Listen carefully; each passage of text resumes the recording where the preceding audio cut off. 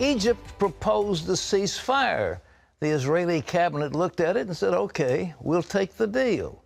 Hamas said, no way. We're going to keep on dumping rockets into Israel.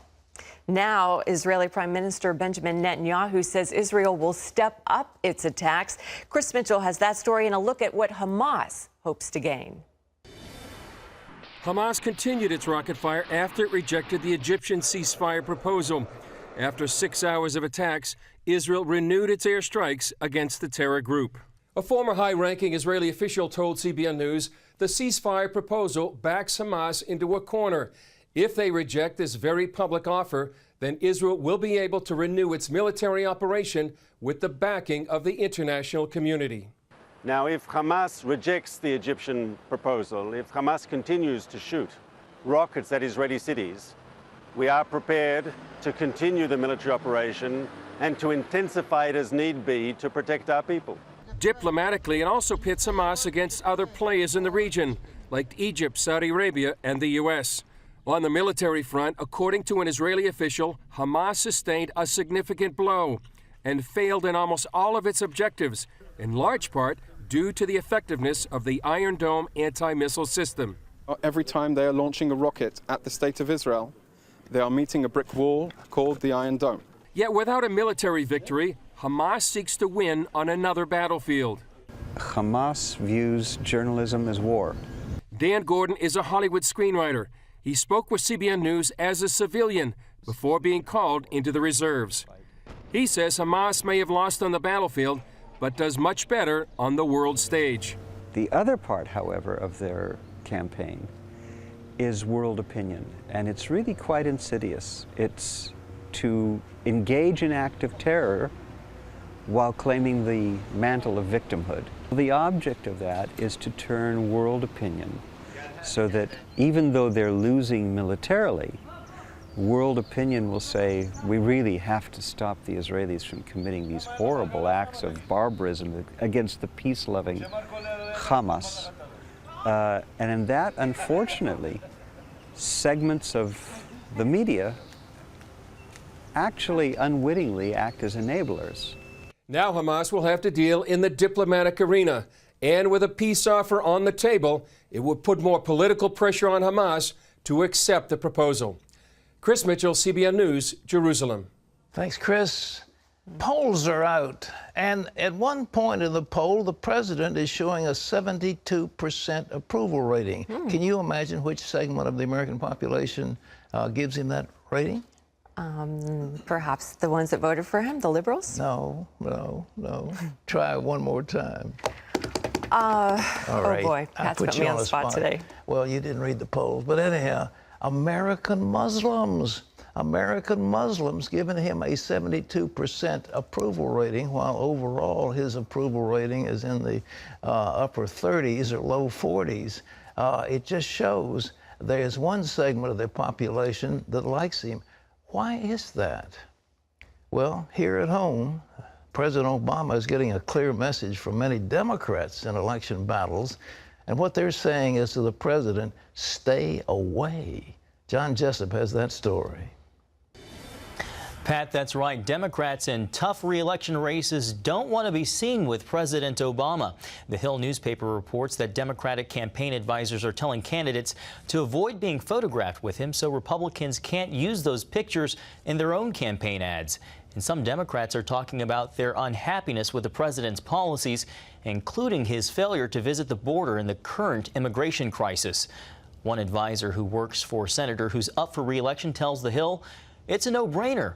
The second term has been a bit of a disaster. His approval ratings are the lowest of his presidency, and Washington is in disarray. Gallup has the president's approval rating at a low 43% and his disapproval rating at 52%. The paper also points out that if Republicans retake control of the Senate, it'll be seen as a repudiation of Mr. Obama and his agenda. Well, one of the president's recent controversies involved the prisoner swap for former Taliban prisoner Sergeant Bo Bergdahl. And now the Army is reporting that Bergdahl has returned to work in the military. The Army says Bergdahl has been assigned a desk job on the same Texas base where he's been recuperating after 5 years of Taliban captivity. This ends the formal phase of his 2 months of transition, and the Pentagon says it has concluded he did not engage in any criminal misconduct while he was a prisoner. But the military is still investigating whether he deserted his post, and he could face punishment if the findings show that he did. The Obama administration got Bergdahl back in a prisoner exchange for 5 Taliban leaders, in a move that was heavily criticized by many Republicans and even some Democrats. Well, with this summer's warm temperatures also come some major thunderstorms. Across the Northeast, violent storm systems are causing major damage. Meanwhile, in the Midwest, it's colder weather that's making headlines, with temperatures expected to fall into the 40s in some areas. Caitlin Burke files this report. The Northeast is getting drenched.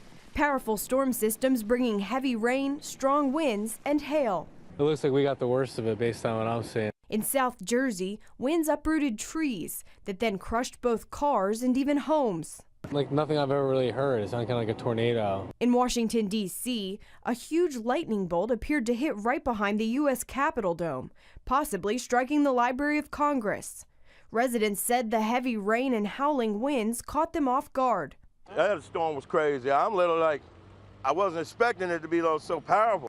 Meanwhile, parts of the upper Midwest are experiencing fall temperatures in July. Some areas' temperatures are dipping 10 to 20 degrees below normal. Meteorologists say the unseasonably cool weather can be blamed on Typhoon Neoguri, the storm that hit Japan this week. It caused the jet stream to ripple, allowing cool Canadian air to come south.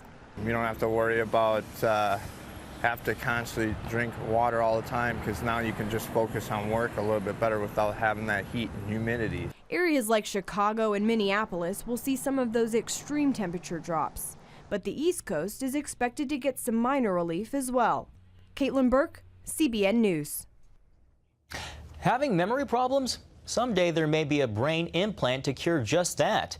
The Pentagon is putting millions of dollars into a project to develop an implant for people who've suffered traumatic brain injuries. The chip is meant for soldiers who've experienced head injuries in battle, but it could also be used for victims of car accidents or concussions.